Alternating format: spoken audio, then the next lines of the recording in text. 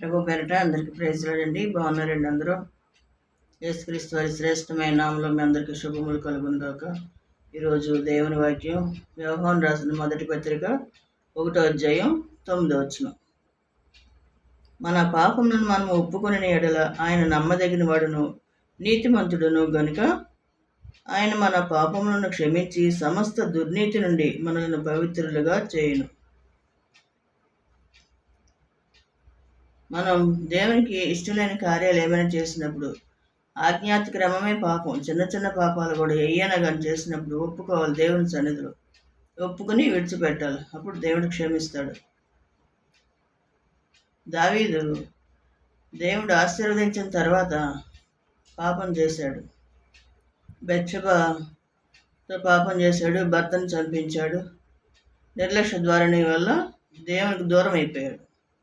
దేవుడు దావీదుని ప్రేమించాడు కాబట్టి నాతాను ప్రవక్తను పంపించి హెచ్చరించినప్పుడు తన తప్పును దిద్దుకొని పశ్చాత్తాపడ్డాడు కాబట్టి దేవుడు మరలా క్షమించాడు అనమాట. అట్లాగే ఏ ఒక్క విషయం ఉన్నా కూడా ప్రతిదీ కూడా దేవుని దగ్గర ఒప్పుకోవాలి. పశ్చాత్తాపం పడి ప్రార్థించి ఆయన వేడుకున్నప్పుడు ఆయన సహాయం చేస్తాడు. ఆయన నమ్మదగిన వాడు, నీతిమంతుడు కనుక సమస్త దుర్నీతి నుండి తీసివేసి పవిత్రులుగా చేస్తాడు.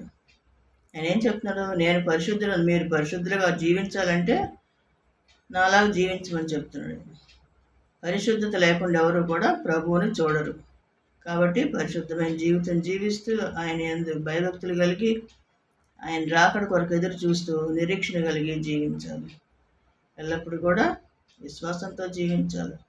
ఆయన యందు భయభక్తులతో జీవించాలి.